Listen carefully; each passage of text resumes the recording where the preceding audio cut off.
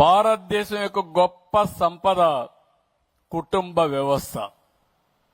ప్రపంచంలో ఎక్కడా లేదు ఈ వ్యవస్థ.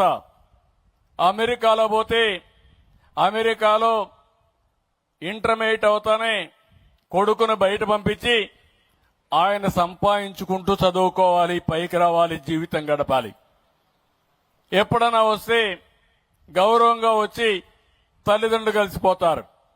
కానీ భారతదేశంలో ఇంటర్మీడియటే కాదు, BA చదివిన తర్వాత పైకి వచ్చిన తర్వాత కూడా అనునిత్యం పిల్లల కోసం పనిచేసే సంస్కృతి ఉండే ఏకైక దేశం భారతదేశం అని చెప్పి కూడా నేను మీకు తెలియజేస్తున్నా.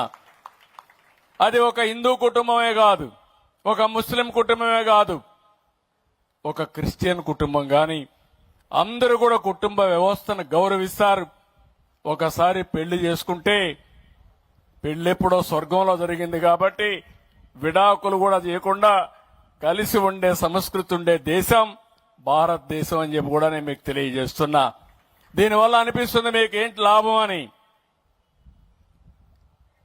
భార్య భర్త ఎప్పటికప్పుడు మెటీరియలిస్టిక్ గా, అంటే అనుబంధం కాదు, వాళ్ళ అనుబంధం కాంట్రాక్ట్ గా ఉందంటే ఆ జీవితం మీరు ఒక్కసారి గుర్తుపెట్టుకోవాలి.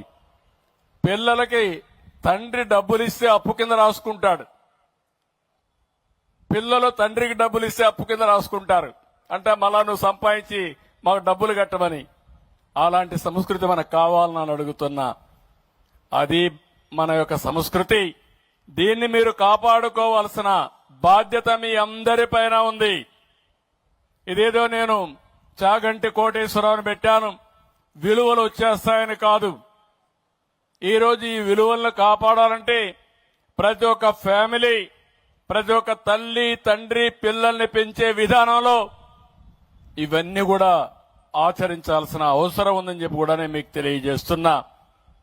అవి కానీ చేయగలిగితే మన పిల్లలు కూడా మనకు ఒక పెద్ద ఆస్తిగా తయారవుతారని చెప్పి నేను మీకు తెలియజేస్తున్నాను.